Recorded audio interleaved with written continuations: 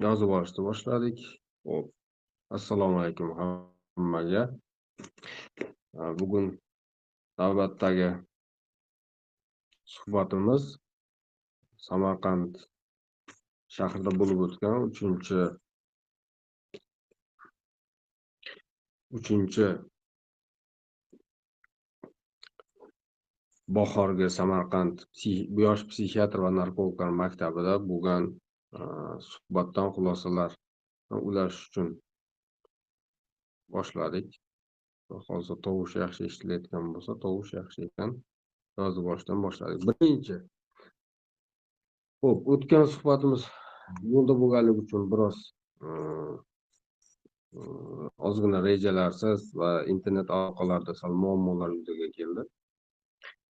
Bugun Xudo xolasa bu narsa bo'lmaydi degan umiddamiz. Birinchisi, konferensiyada aytmoqchi bo'lgan narsalarimizdan biri Prezidentimizda 3606 qarori psixiatriya sohasini yanada takomillashtirish bo'yicha chiqqan qarorlarning ijrosi bo'yicha amalga oshirilgan ishlarning bir mahsuli edi. Va konferensiya tashkillashtirildi. Konferensiyaga Sharqiy Yevropa, Amerika, Yevropadan, qo'shni davlatlardan va Rossiya Federatsiyasidan juda ko'p olimlar keldi. Hamma ilm bizda o'zini kirib kelish yo'li bo'lsa, psixiatriya asosan meditsina, tibbiyot va psixiatriya bu asosan oddiy qilib aytganda rus maktabidan kirib kelgan. Asosiy suhbatlar rus tilida amalga oshirildi. Ma'ruzachilar asosan ingliz va rus tilida. Italyanlar, fransuzlar ingliz tilida, nemislar ham ingliz tilida. Qo'shni davlatlar va Rossiya Federatsiyasi o'zidan, Belorussiyadan kelgan Sugaretskiy professor hammasi rus tilida gapirdi. Va o'zimizda olimlar. Shunda bir kichkina savol bo'ladiki, nima uchun bizdagilar ham rus tilida gapirdi? Bu yerda bir qancha o'ziga yarasha sabablar bor. Shulardan asosiy sabablardan biri olinayotgan ilmni rus tilida ekanligi. Asosiy tibbiyot manbalari olinayotgan tibbiyot manbalari rus tilida olinadi bizda.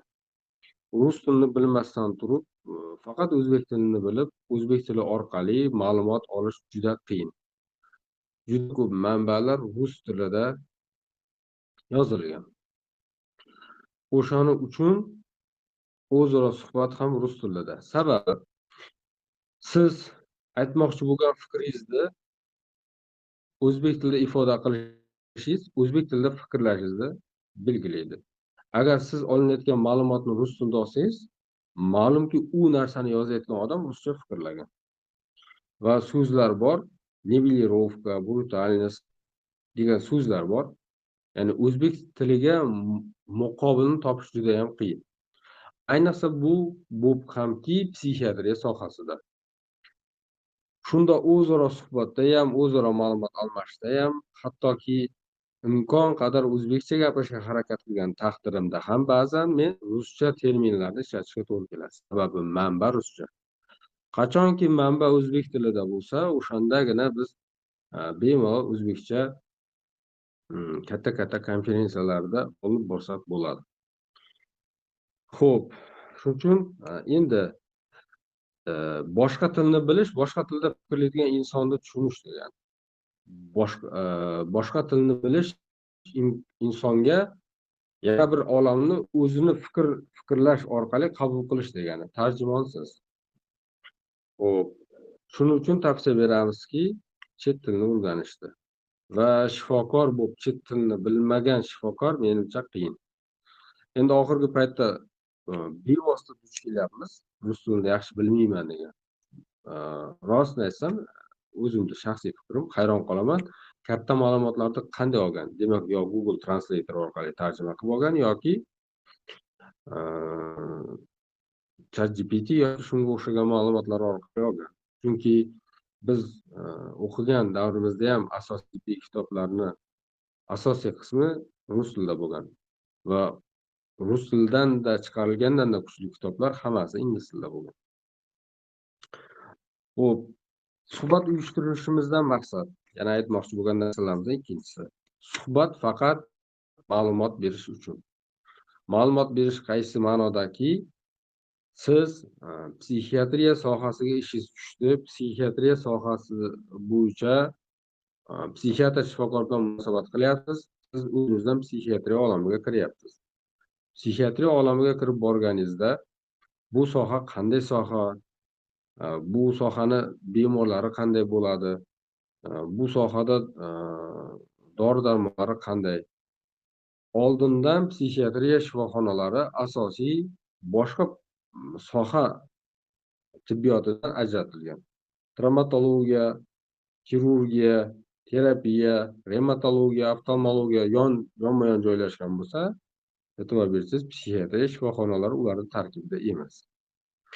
Yevropalik va rossiyalik psixiatrlarni mana ma'ruzalarda eshityapmizki, mana sekin-asta ular ham katta shifoxonalarning tarkibiga kirgan. Psixiatriya shifoxonasida ishlaysiz, narigi etajda yo devor naryoqda reanimatsiya bor, yo oftalmologiya, nevrologiya, yo kardiologiya bor. Xudo xohlasa u ham bizga nasib qilsa kirib keladi. Bu bizga bog'liq. Qanchalik bizni psixiatriya ilmimiz oshishiga. Xudo xohlasa qilinayotgan bu ishlar, bu suhbatlar, katta konferensiyalar o'sha narsani yetkazish uchun. Xo'p, demak, ma'lumot berish. Endi nomini sanab o'tadigan odamlarimiz bular Rossiya Federatsiyasida, Italiya Respublikasida yoki boshqa davlatlarda ish olib borayotgan psixiatrlar. Bevosita ular o'zlaridagi ma'lumotni bizga olib keldi. Biz u ma'lumotlarni yanada soddalashtirib, xalqchillashtirib sizlarga ulashmoqchimiz. Xo'p. Asadulin Azat Rayevich birinchi suhbatdoshimiz. Ular antipsixotik va antidepressantlar, kayfiyat ko'taruvchi, vahima qo'rquvga qarshi, yomon fikrlarni yo'qotuvchi, miyadan ketmaydigan fikrlar, shilqim g'oyali nevrozlarda ishlatiladigan dorilar bor, neyroleptiklar. Ana shu dorilarni zararli ta'siri haqida ma'ruza o'qidi. Dori o'zi kerak, qiziq tomoni neyroleptik degan dori bor. Qiziq tomoni neyroleptik sindrom ham bor. Neyroleptik yordam beradigan dori, yordam beradigan dorining nomida neyroleptik asorat bor. Xo'p, demak, bizda dorilar uzoq muddatli ishlatilganligi uchun o'ziga yarasha zararli ta'sirlari ham bo'ladi. O'zi psixotroplar qachondan paydo bo'ldi? 1950-yilda ilk psixotrop dorisi xlorpramazin fransiyalik kimik tomonidan, Ron Poulenc tomonidan kashf qilingan bo'lsa, 50-yilda. Keyin uni Jean Deley bilan Pierre Deniker ruhiy buzilishlarda, psixotik buzilishlarda effekt berishi aniqlangan. O'zi buni antigistamin uyqu chaqiruvchi dorini izlash uchun sintezdan olingan modda edi. Oradan 4 yil o'tgandan keyin Amerika Qo'shma Shtatlari bu dorini xavfsiz ruhiy buzilishlarda ishlatiladigan dori sifatida qabul qilgan. Bu juda ham katta rezonans bo'lgan. Bu paytgacha ruhiy bemorlarni davolash boshqa an'anaviy dorilar bilan bo'lgan bo'lsa, mana endi birinchi antipsixotiklar kashf qilingandan keyin bemorlarga yordam berish yanada osonlashgan. Oradan ko'p vaqt o'tmasdan 10 yil ichida galoperidol, trifluoperazin, flufenazin kabi yangi yanada antipsixotiklar kashf qilinishni boshladi. Bu dorilar nima qilardi? Bemorlarda yuzaga kelgan vasvasalarni, ko'zga ko'rinayotgan gallyutsinatsiyalar, illyuziyalarni, psixomotor qo'zg'alishlarni, janjal qiladi, to'polon qiladi, o'zini bilmaydi, do'st dushmanni ajratmaydi, o'ziga biron bir narsa yetishidan ham qaytmaydigan bemorga bu dorilarni berish bilan ularning qo'zg'aluvchanligi tushib, miyadagi yomon fikrlari ketib, o'zini bosadigan odamlarga aylangan. 1950-yilda boshlangan bo'lsa, bu dorilar sekin-asta yillar o'tgani sari, hamma soha rivojlangani sari psixofarmakologiya ham rivojlanib bordi. Va yangi avlod psixotrop dorilari, ya'ni neyroleptiklar kashf qilinishni boshladi. Birinchisi bu xlorpramazinda 1950-yil boshlangan bo'lsa,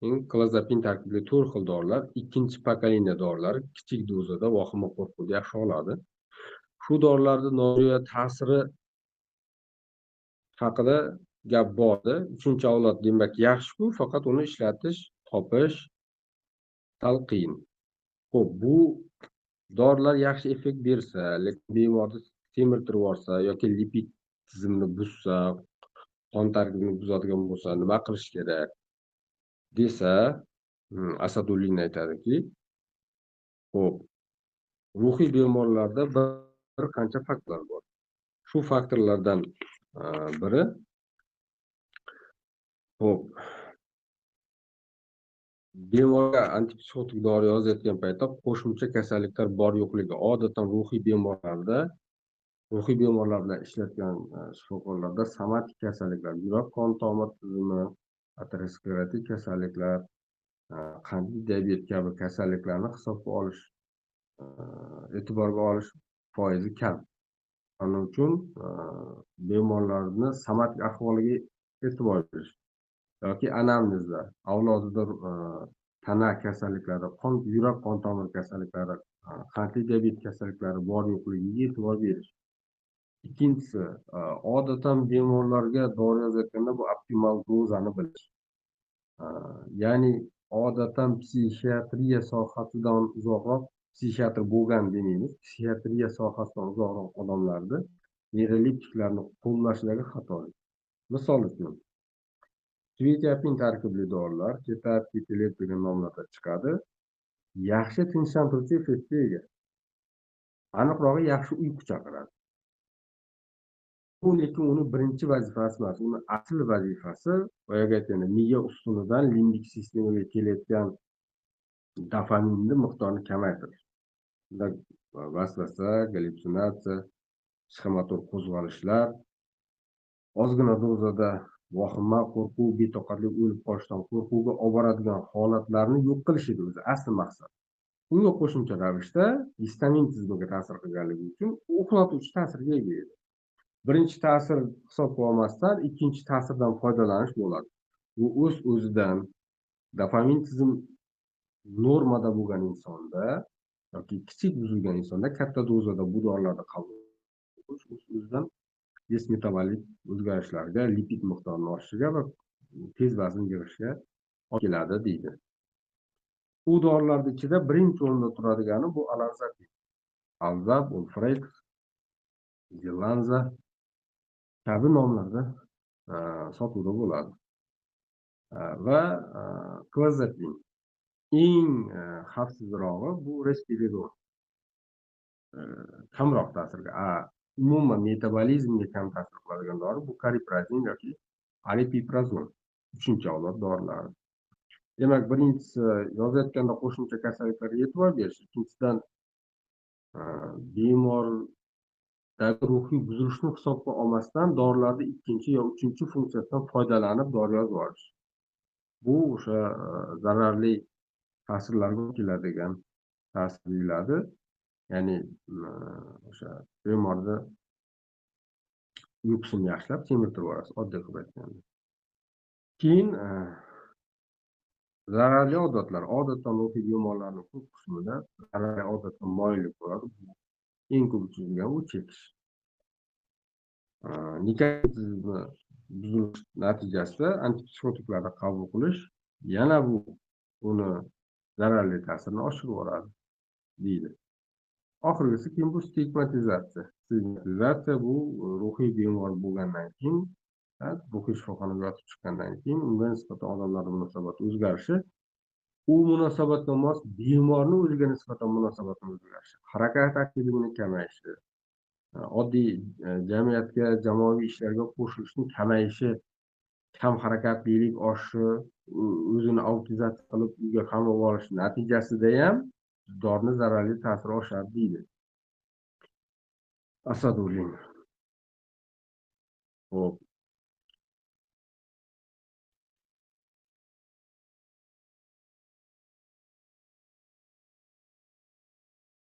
Dildora Bohadirni gapirmoqchimisiz? Mikrofoningizni ochdim.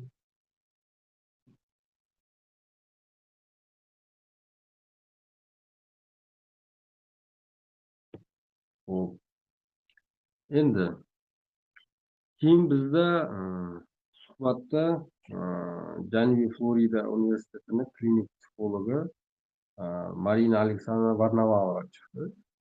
Ular psixologiyada bemorlar bilan yondashishda xalqaro kasalliklar tasniflashini, ya'ni NKB, Международная klassifikatsiya болезней, International Classification Disease'da 11-sida o'tgan suhbatda aytgandek, kasallikni bor yo'qligidan tashqari og'ir yengilligini belgilaydigan tasnif chiqqanligi uchun uni o'zlarida ko'p qo'llanishini haqida gapirdi.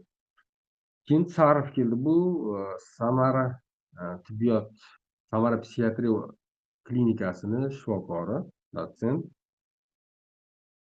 Bu raqamlashtirish haqida, ya'ni psixiatriya tizimini raqamlashtirish haqida ma'ruza qildi. Raqamlashtirish bizda ham davom etyapti, bizda ham boshlangan yaxshigina tizim. Bu DIMET tizimi. Bu haqida bir suhbat ham qilgandik. DIMET tizimi bu oddiy qilib aytganda bemorlarni ikkinchi virtual nusxasini yaratish. Ya'ni siz borsiz va virtual olamda borsiz. Virtual olamda qayerda yashashingiz, nima qilishingizdan tashqari sizni qachon kasal bo'lgansiz, qayerda kasal bo'lgansiz, qayerda yotib chiqqansiz, necha kun yotgansiz, nima dorilar olganligingiz haqida shifokorga tashxis qo'yish uchun kerak bo'ladigan tizim. Aslida juda ham yaxshi tizim. Kelajakda biz shu tizimga to'liq o'tib ketsak kerak. Hozir mana qisman o'tib, hatto biz shu tizimda ishlayapmiz. Ya'ni kasalliklarni registratsiya qilish, kunlik ko'riklarda dastlabki epikrizlar, bemorni shifoxonadan chiqib ketayotganda qo'liga beriladigan xalq tilidagi vipskalar, chiqaruv epikrizlari hammasi DIMET tizimiga o'tgan. DIMET tizimining yaxshi tomoni, bemor haqida ma'lumotga ega bo'lasiz. Bemorni tashxisoti davolash uchun standartlar sizga tayyor bo'ladi, u sizga yordam beradi. Bemor nazoratda qolib ketmaydi, kompyuter sizga aytib turadi bemor qarovsiz qolganligini. Va yana yaxshi tomoni, telemeditsina orqali uni siz biror joyga uzatishingiz oson bo'ladi. Bu yaxshi tomoni. Endi psixiatriya uchun ozginagina xavfli tomoni shuki, bizda ancha konfidensial soha. Ya'ni sir saqlanadigan bemorning tashxisoti uni ijtimoiy holatiga, ijtimoiy mavqeiga, aniqrog'i sha'niga ta'sir qiladigan holat hisoblanganligi uchun biz buni chegaralash va bunga kirishni, ya'ni ma'lumot olishni o'ziga yarasha bir qonun qoidalar qo'yishlik haqida ish olib borilyapti. DIMET tizimi lekin yaxshi tizim. Bu tizimga o'tishimiz misol uchun ijobiyligini ma'ruzachilardan ham bilsangiz bo'ladi. Chunki bu tizimga hamma o'tib boryapti. Xo'p, Krupnitskiy Yevgeniy Mixaylovich, bu Bexterov nomidagi, Sankt-Peterburgda Bexterov nomidagi psixiatriya va narkologiya ilmiy-amaliy markazini davolanishlar bo'yicha o'rinbosari Krupnitskiy va addiktologiya universitetining rahbari. Addiksiya bu qaramlik. Qaramlikka aloqador bo'lgan kasalliklar, qaramlikka bilan kechadigan jamiki holatlar bilan shug'ullanadigan. Bu geroinga qaramlik deylik, alkogolizmga qaramlik deylik, psixoaktiv moddalarga qaramlik deylik, bu internet o'yinlariga qaramlik, virtual olamga qaramlik. Qaramlikni barcha turi bilan shug'ullanadigan institutning rahbari. Ular endi bitta ma'ruzalari dorilarni tasdiqlangan tibbiyotdan o'tish tartibi va bu o'tishlarda bo'ladigan xatolar haqida suhbat bo'ldi. Biz bundan keyingi mavzumiz dorilar haqida edi. O'shanda Krupnitskiy Yevgeniy Mixaylovichni ma'ruzasini kengroq gaplashamiz. Men bir narsani aytib o'tib ketmoqchi edim. kuchli tekshiruvlardan biri dorilarni tasdiqlash uchun oldin ham bu haqida video murojaat qilgandik. Randomizированный обследование bor. O'zbekchasiga двухслепой обследование randomizированный texnologiya, ya'ni ikki noma'lumli tasodifiy uchraydigan tekshiruv. Ikkita bemor, ikkita shifokor va ikkita dori. Ikkita bemor, ikkita shifokor, ikkita dori. Dorini tasdiqlash kerak. Dori haqiqatdan ham effekt beradimi, effekt bermaydimi?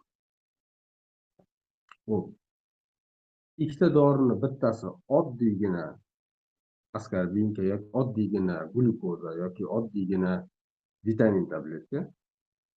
Ta'mi, hidi, shakli, ko'rinishi haqiqiy dori turibdi bu. Deylik, misol uchun antidepressant.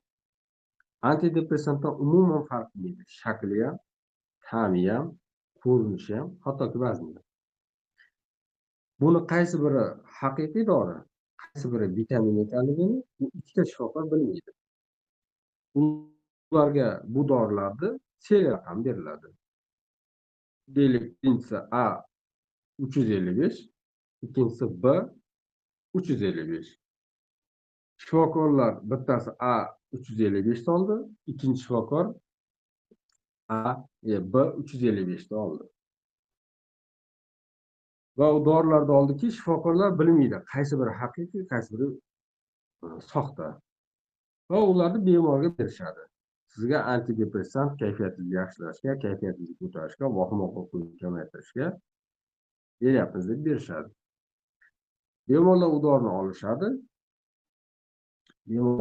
olishadi. Va ichishadi. Bemorlarni kunlik, har kunlik, haftalik, 10 kunlik, shifoxonadan chiqqandan keyin har haftalik, har oylik holat tekshiriladi. Bemor bittasi A 355, bittasi B 355 tekshir. Bemor o'zining holatini shifokorga aytadi. Shifokor uni yozishni boshlaydi. Bemor birinchi kundan keyin uyqusi tiklandi. Misol uchun A bemor A 355 dorini ichyapti, uyqusi tiklandi. Xavotiri kamaydi 10% ga. Yer to'qatliklari o'zgarmadi. Kayfiyati qisman ko'tarildi. Xonada aktivlashdi. Ishtahasi oshdi, ishtahasi oshmadi, ishtahasi o'zgardi. Yozib boraveradi.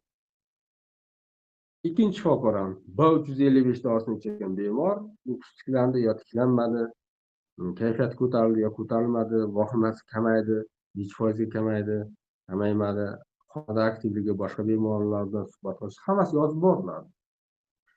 Hammasi yozib boriladida natijalar yozib topshiriladi. Ya'ni buni na shifokor biladi, na bemor biladi. Keyin uni farmakologik kompaniya oladida yozishni boshlaydi. Biz bularga bergan A 355 soxta edi, B 355 haqiqiy edi. Va ikkalasini solishtiradi. Necha foiz tafovut bor? Haqiqiy dori va soxta dori bir-biridan foizi qanchalik oshib borgani sari, demak bu dorida haqiqiy effekt bor. Plasebo yolg'on effektdan ko'ra. Chunki u dorini antidepressant deb ichayotgan bemor unga haqiqiy dori tushganmi yoki unga soxta dori tushganmi, buni bemor bilmaydi. Bu tekshiruvdan uncha dori o'tolmaydi. Uncha kompaniyalar bu tekshiruvlarni o'tkaza olmaydi. Randomizированный двухслепой обследование deyiladi. Ya'ni ikki noma'lumli tasodifiy uchrovchi analitik tekshiruv. Bu haqida xudo xolasa keyingi suhbatimizda kengroq gaplashamiz. Randomizированный двухслепой обследование. Undan keyin Skugaretskiy chiqdi. Skugaretskiy yana ma'ruzaga yana chiqdi, o'tgan safar ham chiqqandi. Bular hozirgi paytdagi ijtimoiy epidemiya haqida suhbat oldi. Bular Skugaretskiy Oleg Aleksandrovich Belorussiya bosh psixiatri, Sharqiy Yevropa psixiatriya assotsiatsiyasini rahbari. Ular hozir shu kecha-kunduzda o'tayotgan asosiy epidemiyalardan biri sifatida yolg'izlik deb aytdi. Nash epidemiya одиночества и изоляция. Uni borgan sari bemorni ijtimoiy muloqotdan, ijtimoiy dunyodan yakkalanib qolishi, uni bir kunda 15 ta sigaret chekadigan insonga bo'ladigan zarardan oxirgi paytda klinik tekshiruvlar og'irligini isbotladi. Ya'ni borgan sari yolg'izlanish, autizatsiya bo'lish, ijtimoiy munosabatlardan cheklanish virtual olamga kirib ketsa ham bir kunda 15 ta sigaret chekadigan odamni og'irroq ahvolga olib kelishi yoki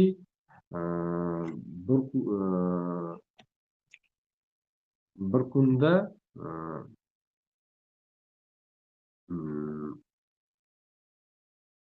6 marta 6 shisha aroq ichgandan og'riq olib kelishi yoki tezlikdan yoki global havo ifloslanishidan bo'ladigan zarardan ko'ra og'irroq ekanligini keltirdi. Ya'ni oldin ham biz bir aytib o'tdik, bir yevropalik, aniqroq o'sha angliyalik o'zbek, Angliyada katta bo'lgan o'zbek O'zbekistonga kelib, qanchadir muddat, bir oylarcha mehmon bo'lgandan keyin eng ta'sirlangan narsasi bizda ijtimoiylashuv haliyam borligi. To'yda ham gavjum, asarda ham gavjum. Hatto bir muammo bo'lsa ham telefon qilib yordam berish qo'lidan kelmasa ham, voy eshitib qoldik, shunaqa muammo bo'libdi, sizlarga hamdardlik bildiramiz, qo'limizdan kelgancha xizmatdamiz, yordam beramiz deb telefon qilishadi yoki kelib ko'rishadi, voy shunaqa baxtsiz hodisa bo'lib qolibdi deb ahvol so'rashadi, shu yerga kelib o'tirishib ketishadi degan. Va bu bizga erish holat. Shimol odamlarga juda ham erish holat va bu judayam yaxshi narsa. Bu hattoki misol uchun juda xalqqa misol uchun o'rgatadigan narsa ham emas. Qanday xalq oddiy farosat odamda bo'ladi, shunga o'xshab o'zida shakllangan narsa, buni yo'qotmanglar. Bu juda ham yaxshi. Ijtimoiylashuvlaringga qoyil qoldim deganda. Ya'ni o'sha narsani yo'qolishi bu 2003-yildan 2020-yilgacha bo'lgan holatlarda endi bu yerda slaydlar bor. Slaydlarni biz hozir kanalga tashlashga harakat qilamiz.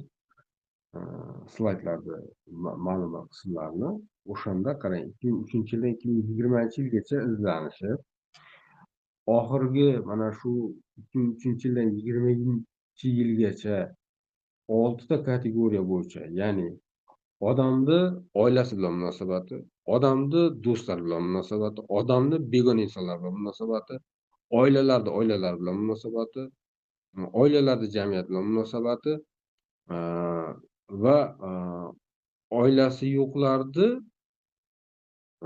oilasi bor yoki jamiyat bilan munosabatini foizini hisoblab turib, uni hamma ko'rsatkichda kamayganini aytishgan. Ya'ni hamma formada kamaygan deyishadi. Va bu narsa borgan sari autizatsiya bo'lish odamda,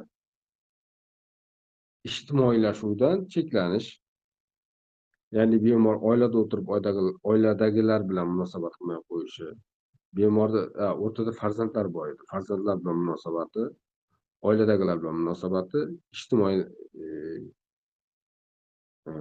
muhit bilan munosabati, ya'ni bu to'y, aza yoki boshqa munosabatlardan cheklanishi, begonalar bilan munosabati va umuman oilasi yo'qlarda oilasi borlar bilan munosabati ko'rilgan. Ulardan o'zaro munosabatlarni kamayishi bemorlarda ruhiy buzilishlarni sonini oshirib borishini endi ular ilmiy jihatdan buni o'rganib, aniqrog'i ma'lum bir hududlarda odamlarni telefon qo'ng'iroqlari, kafelarda uchrashishi, to'yxonalarda uchrashishini yig'ib turib jamlanib olgan. va ko'rganki, mana shu ijtimoiy munosabatlarni kamayishi, ruhiy buzilishlarni ko'payishi, suitsidal holatlarni oshishi va oldinda inkubatsion bo'lib yashirinib turgan nevrotik buzilishlarni soni oshishini ko'rsatib bergan. Va iloji boricha qiziq tomonida nima qilsak odam ijtimoiylashadi, nima qilsak u o'g'li bilan, farzandlari bilan gaplashadi, nima qilsak oilasi bilan gaplashadi, nima qilsak oila bilan uchrashadi. Shu narsalarni ishlab chiqib, shunga mos tadbirlar yoki qanaqadir ma'ruzalar, uchrashishni tashkillashtirishni hisobotini qilyapti ular. Zeroki bizda hali u darajada menimcha hali yo'qolmagan. Keyin Sport Svetlana Vicheslavna bor. Sport Svetlana Vicheslavna bu Rossiya Federatsiyasini Sog'liqni saqlash vazirligiga psixiatriya spektri bo'yicha va psixiatriya narkologiya spektri bo'yicha maslahat beradigan vakili. Undan tashqari bu Moskvani Serskiy nomidagi universitetni ilmiy vakili. Ular umuman sog'liqni saqlash tizimini, xususan psixiatriya tizimini o'sha raqamlashtirish haqida ma'ruza o'qidi. Bu ham xuddi shu ular ishlab chiqqan narsalardan bittasi bu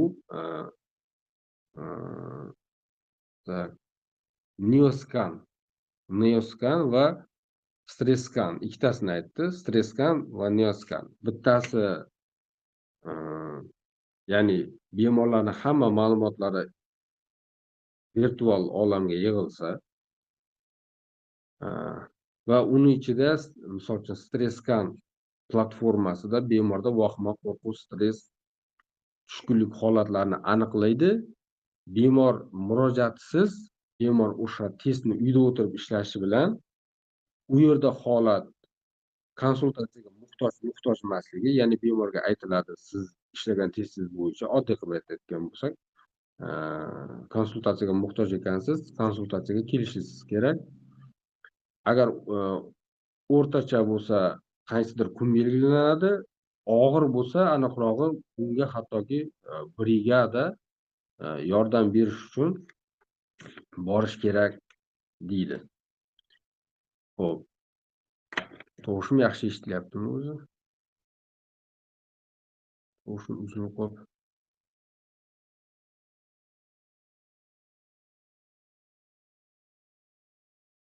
Tovushim yaxshi. Tovush eshitilishi yaxshi. Xo'p. O'sha Neoscan va rahmat. Bu platforma nafaqat bemorni virtual olamda kuzatadi, balki undagi holat jiddiylashib qolgan bo'lsa, kerakli joyga uzatiladi ham. Misol suitsidolkaga ketadi, falon hududdagi odam testlari yaxshi chiqmadi yoki falon hududdagi odamda trevoga, moyillik bor, psixiatriya konsultatsiyasi yoki psixoterapevt konsultatsiyasi kerak ekan degan narsani ishlab chiqish arafasida, yo'lida. Xo'p. Endi keyingisi bizda Marco Sarchiappoli. Bu Italiyani Maleziya universitetidagi ruhiy salomatlik bo'yicha kafedra mudiri.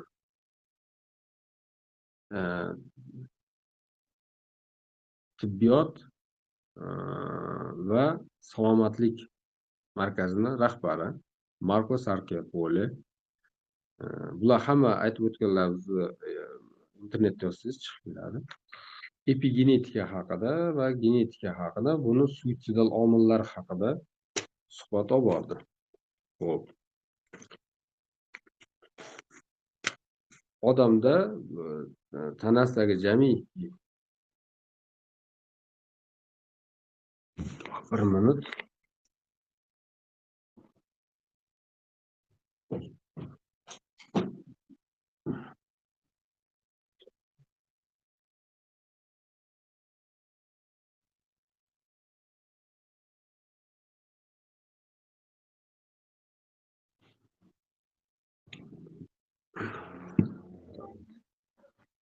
quvvatlab oldik. Quvvatlashga ulab oldik. Xo'p, odamni tanasida, oddiy bosh miyasida yer yuzidagi insonlarning soniga teng 7 milliard hujayra bo'lsa, tanada trilliondan oshiq hujayralar bor. Har bir hujayrada, tanamizdagi har bitta mayda katak milliardlab, trillionlab joylashgan hujayralarda yadro bor. Ya'ni hujayra markazi bor. U yadroning ichida xromosoma bor. Ya'ni bir modda bor.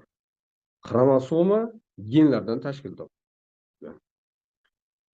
U genlarda tanamizni jamiki tuzilishi, tanamizdagi jamiki mavjud elementlar, moddalarni holati va tanamizni rangi, ko'rinishi, qad-qomatimiz, a'zolarimizni qaysi biri pishib-pishmasligi haqida oddiy qilib aytganda hamma ma'lumot yozilgan. U ma'lumotlar biz ona qornida rivojlanishimizni boshlaganimizdan, bir hujayrali davrdan boshlab to katta bo'lgunimizcha o'sha yadroning ichidagi ma'lumotlardan, xromosomaning ichidagi genlardan ma'lumotlar olinib, ko'chirilib, yadrodan hujayrani markaziy qismidan chet qismiga o'tib, oqsil sintezlanib, odam shakllanib keladi. Odam shakllanib keladi va odamda trillionlagan hujayralarda har bittasining yadrosida joylashgan ma'lumotlardan ma'lumot olish davomida odamda nafaqat ko'rinishi, balki xatti-harakatlari, hattoki uni ilmiy salohiyatlarigacha ta'sir ko'rsatadigan narsalar bor deydi. Bor deyiladi.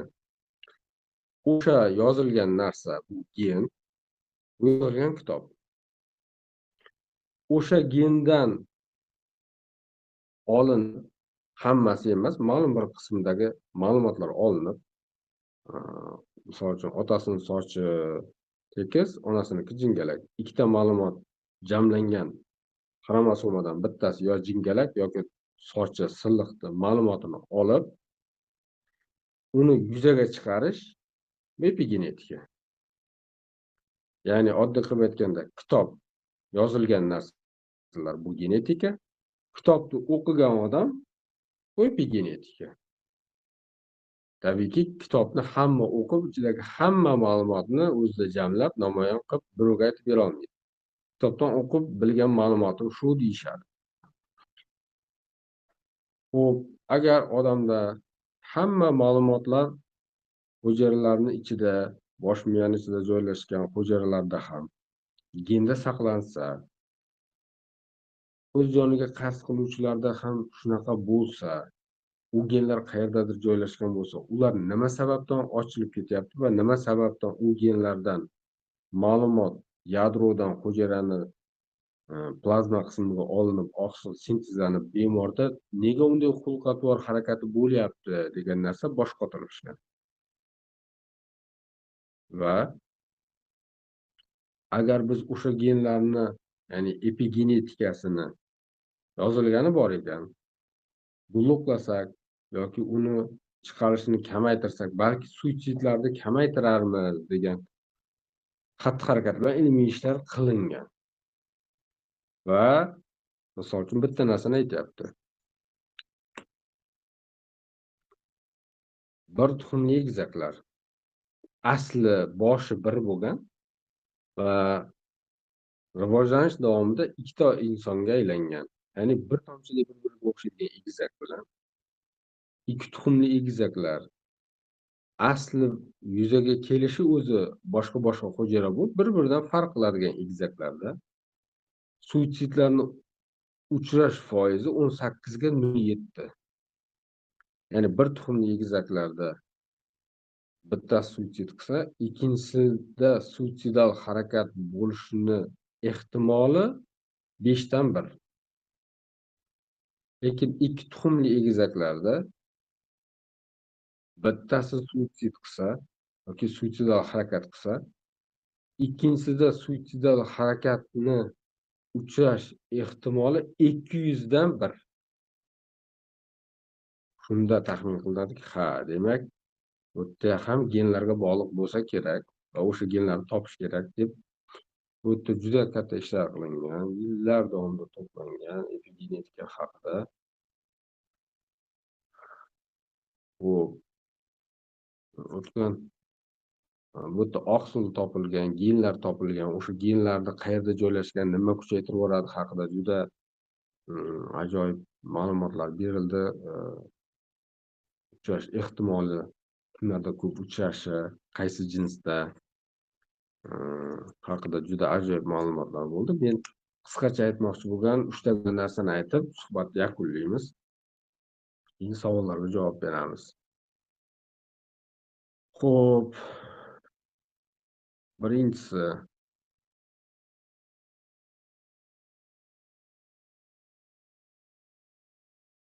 rahmat. E'tirof uchun rahmat. Xo'p, birinchisi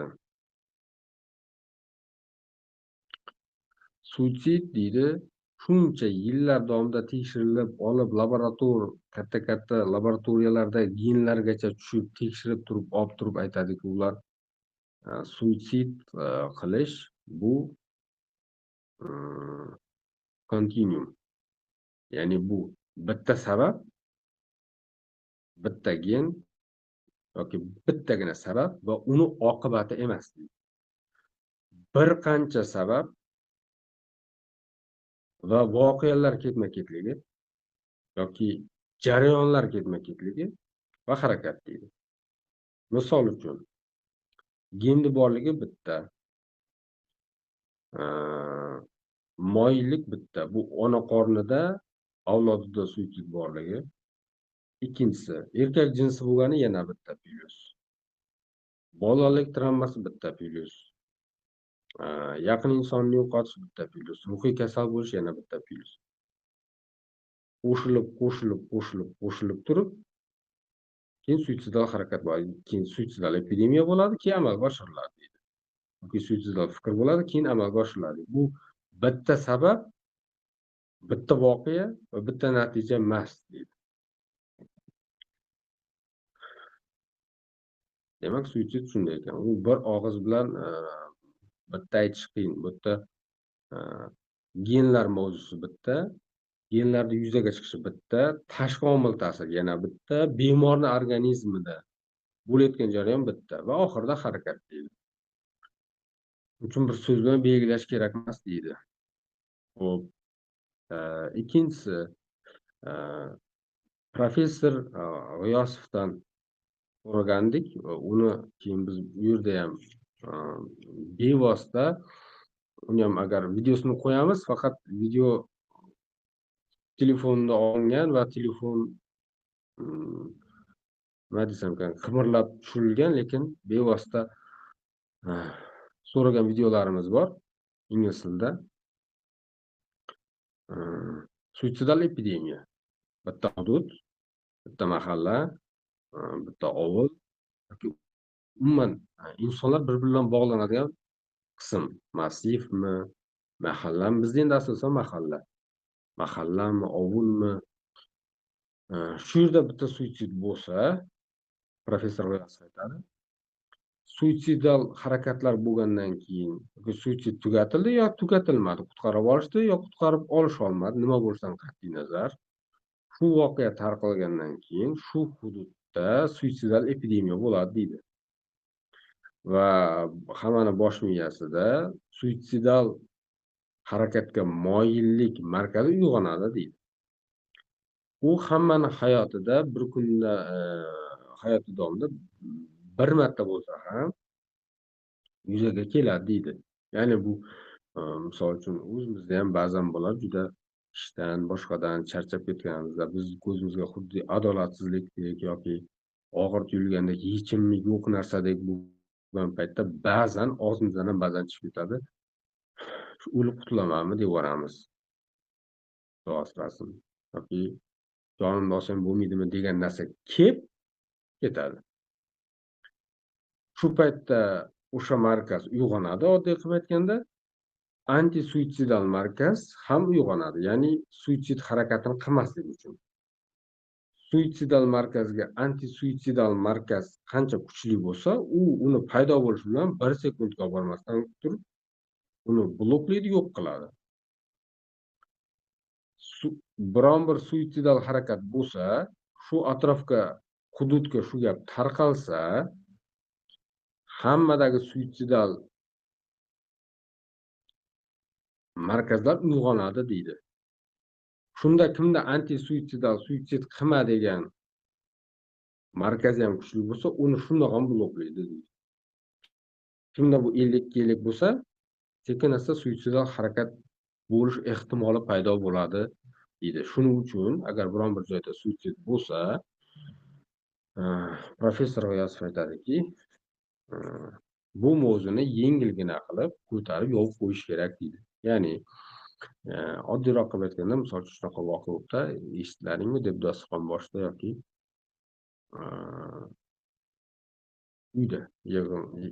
uyda o'tirgan paytda xuddi bir gaplashib ketganday qilib, lekin yaxshi ish bo'lmaganligi, bu ish oxiratiga yaxshi ta'sir qilmasligi, umuman musulmon kishiga yarashmasligi, aqlli insonga yarashmasligi, bu ishni orqasidan ota-onasi qanchalik qiynalganligi yoki yaqinlari qanchalik azobga qolganligi, bu ish noto'g'ri bo'lganligini aytib qo'yish anti-suitsidal markazni kuchaytiradida, suitsidal paydo bo'layotgan narsani yopadi deydi. Aytish kerak, tahlil qilib qo'yish kerakligini buni Marko Sarkopoli ham, keyin Negay Anatoliy ham bu haqda ma'lum qildi. Ular ham buni e'tirof qilib aytishdi. Ya'ni uni yashirish kerak emas, uni ochiqlab qo'yish kerakda, hal qilib yopib qo'yish kerak deydi. Shuni so'ragandik Negay Anatoliydan. Ular Qozog'iston vakili ham Sharqiy Yevropa butun jahon psixiatriya assotsiatsiyasini Sharqiy Yevropani vakili. Negay Anatoliy ham aytdiki, savol berib o'zim so'raganimda aytdiki, to'g'ri, shunaqa narsa bor. Hatto bizni ovulda qariyb 1000 ta ham odam yashamaydigan joyda 6 oy ichida 5 ta suitsid bo'ldi deyapti. Suitsid kuzatilgan. Demak, bu epidemiyani borligi, ikkita tizim borligi, ikkita tizim olish kerakligi. Demak, shu omil bor. Suitsidal omil bor. Anti-suitsidal omil bor. Anti-suitsidal omilni kuchaytirib qo'yish kerak. Suitsid bo'lsa. Uchinchi yana suitsidga aloqador yana aytmoqchi bo'lgan narsamizdan biri shuki, men Marko Sarkopolidan so'radim. Suitsidlar statistikasida e'tiqod qiladigan va e'tiqod qilmaydigan religion and religion peoples. What the difference between this? When I thinking about this, after this, thinking, don't lie, stopping the lie. Religion and things after this have any life, have the long and don't end. Ya'ni e'tiqodli inson biladiki, o'lim bu oxir emas, undan keyin ham hayot bor dedi. Ibodat qilmaydigan, umuman yahudiymi, xristianmi, musulmonmi, e'tiqodsiz inson o'ylaydiki, hayot, o'lim to'xtaydi, yo'q, u yog'i yo'q deb. O'shanda odatan ibodatli inson bu ishni bilan qutulmasligi, bu ish yechinmasligi, bu ish bilan tugab qolmasligini bilib, odatan kamroq suitsidal harakatlar uchraydimi deb so'raganda, shu bevosita videoga ham olib oldim, har ehtimol qarshi o'zimga. va Markus Arshenov o'ylayaptiki, ha, o'sha ibodatli bo'lish religion is protecting factor. Ya'ni o'sha ibodatli bo'lish, xristianmi, nasroniymi, yahudiymi, bir dinga e'tiqod qilish, bu ham suitsidni himoya qiluvchi faktorga, suitsiddan odamni himoya qiluvchi faktorga kiradi. Bu ishlar haqida yana izlanishlar, har tomonlama yondashuvlar ketyapti. Menimcha vaqtlar o'tib bular yanada aniqlashsa kerak. Buni aytmoqchi bo'lganim qandayki, bizdan misol uchun ba'zan boyagi ijtimoiylashuv, insonlarning o'zaro munosabati, misol uchun gap-gashtaklar, o'zbekcha to'yi ko'p deydi. Bir hisobdan to'g'ri ham deb o'ylayman. Bu ijtimoiy aloqalar, ijtimoiy to'planishlar o'sha vaqtda bo'lmasa boshqa payt odam bir maqsad bilan to'planmasa yo bir ish yuzasidan to'planmasa, ijtimoiy to'planish boshqa holatda bo'lmaydi. Bu ijtimoiy to'planish kerak ekanligi. Ya'ni o'zimizda bor narsalar bor, shunday, bu bizni baxtimiz. Misol uchun uni e'tirof qilish kerak. Ajdodlarimizdan bizga yetib kelayotgan, biz ham buni saqlab, biz ham kelajak avlodga bu baxt bo'ladigan narsani o'tkazib olish kerak. Chunki shunday izlanishlar, molekulyar darajada, gen darajada izlanishlar bo'layotgan narsalarga ba'zan bizda bor narsalar izlanmasa ham bizni himoya qilib yurgan bo'ladi. Misol uchun o'sha oddiy uchrashuvlar, suhbatlar, to'ylar, mehmondorchiliklar, mehmon kutishlar ham ruhiy salomatlikka, yashirinib yotgan, chiqishi mumkin bo'lgan narsalarni yo'qolishga, misol uchun suhbat terapiyasi, mutolaa terapiyasi, musiqa terapiyasi deb misol ular ilmiy ish qilib chiqaraveradi, lekin misol uchun bir jihatdan qarasangiz, bizda shunaqa bor bo'ladi. Bu narsalarni qadriga yetish kerak, bu narsalarni asrash kerak, ilmiy yondashish kerak, yanada kerak bo'lsa, ilmiy ravishda bu narsalarni kuchaytirish kerak degan fikrga kelaman. Uni tasdiqlash uchun o'rta bevosita ustozlardan savol-javob qilib, yanada tasdiqlab, yanada yo'limiz ilmiy jihatdan to'g'ri ketayotganligiga ko'proq o'qishimiz kerak deb bilib olamiz. Mana shu narsalarni aytmoqchi edim. Rostini aytsam, men bu yerda slaydlarni ko'rsata olmadim. Slaydlar juda ham ko'p. Men hozir rostini aytsam, ikkita suhbatdan keyin yarmiga keldik. Qolgan yana ustozlarning har xil suhbatlari bor. Endi bularni keyin boshqa safarlar qo'yarmiz yoki videolarga saqlab qo'yib keyin balki qo'yarmiz. Bugungi suhbatimiz endi dorilar haqida bo'ladi. Bu ham bunga bog'liq. Kurpitskiy janoblarni bu haqida ajoyib ma'ruzaasi bo'ldi. Shu bilan birgalikda hozir shu kecha kunduzda dorilar haqida ham bir suhbat qilamiz. Hammaga e'tibor uchun katta rahmat. Endi savol-javoblarga o'tsak.